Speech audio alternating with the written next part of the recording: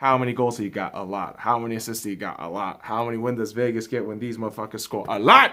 That's right, boys and girls. The Vegas Golden Knights win 5-2 against the Anaheim Ducks. Oh, puck them Ducks. I know. You weren't even at the game. I know I wasn't at the game. I was in Atlanta, motherfuckers. I was busy all goddamn weekend. Couldn't even go to the Colorado game. And yeah, thank God I didn't go. They got fucking ass blasted 6-1. And then you come into this game. Funny enough. Sunday against the Anaheim Ducks, a division rival who has been starting off really well and then just right now petering the fuck out. And thinking, okay, Vegas, you got embarrassed at home by arguably one of the best teams this season. But how are you going to respond? How are you going to respond and play in front of your team and your squad and your fans? Well, Vegas answers by letting Ryan Getzlaf score first. I didn't like the optics of this goal. Watching the highlights, I thought, okay, Vegas' defense did no favors for Fleury. And Getzlaf just getting that one on board was frustrating, I would imagine, especially being a division rival. The animosity towards California fans from Vegas, high as fuck. A lot. And here's the thing.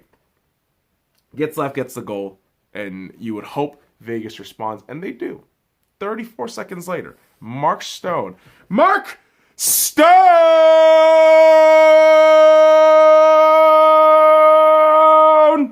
gets the goal.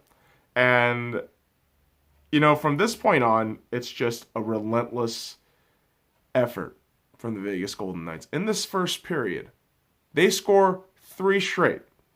Now, it's not as quick as, 1, 2, 3. More like 3 minutes apart, 7 minutes apart from each of them, respectively.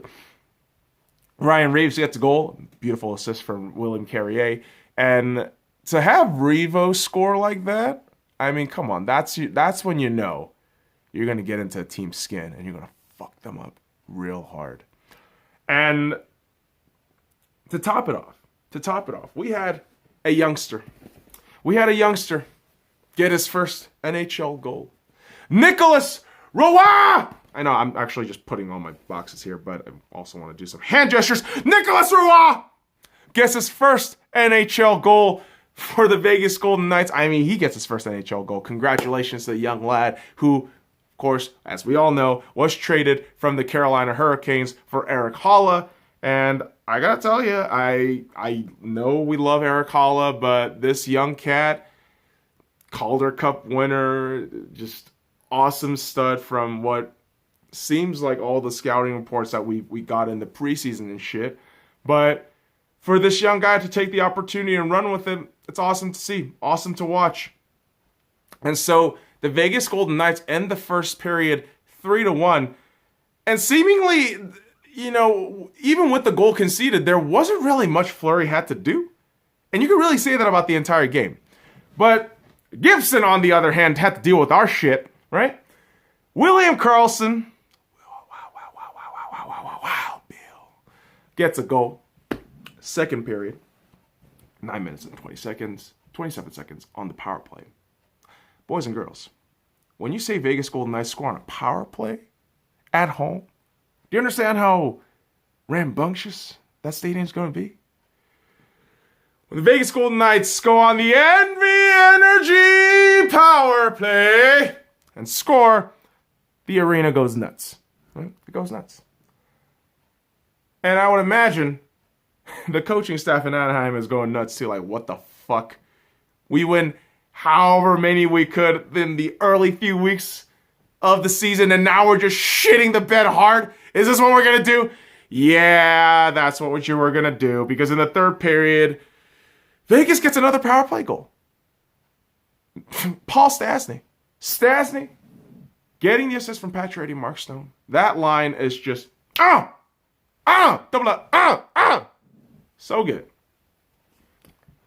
That it brings this air of confidence, arrogance for the Vegas Golden Knights fan, whom I say, yeah, I get it. I'm part of the, the arrogant brigade when we're winning, but simultaneously, I don't like how messy we can be. Like Adam Henrique getting a goal in there in that third period. Not something that I enjoy.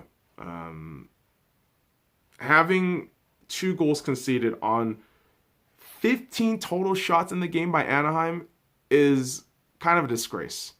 And honestly, it just looks like you're just not giving a shit about the later stages of the game, which you don't want to have that mentality, right?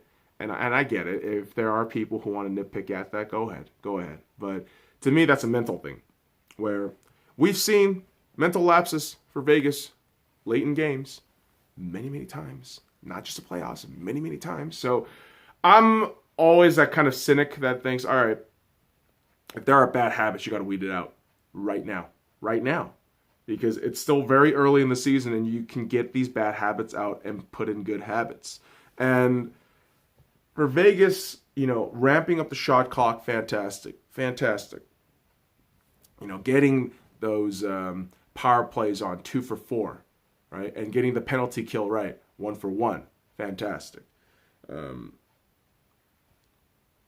But again, the 2 goals, I feel the Getzlaf goal, we shot ourselves in the foot with that, and the Henrique goal seems like a really good play on Anaheim to catch us with our pants down. But 2 goals that could have been easily avoided. That last goal was a 2-on-1 and absolutely could have been avoided. But Vegas is at this point of, all right, when you win, you win, but you give a bit of a question mark at times, and that kind of frustrates me. And I know you can't demand perfection and expect perfection each time, because that's not how it works.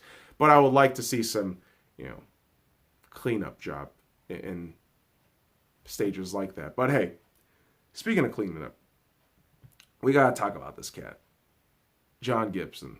Holy shit. 44 saves on 49 shots, an .898 save percentage. That's insane. The shot clock's ramped up, and he took all 5 goals. And honestly, dude deserves something. Not a win, fuck that shit. Maybe some recognition, like, damn, man, like, this dude is doing everything. This dude is fucking doing everything. He is just carrying the dead carcasses in Anaheim. Those dead ducks. Beijing ducks, baby. That shit's delicious, by the way.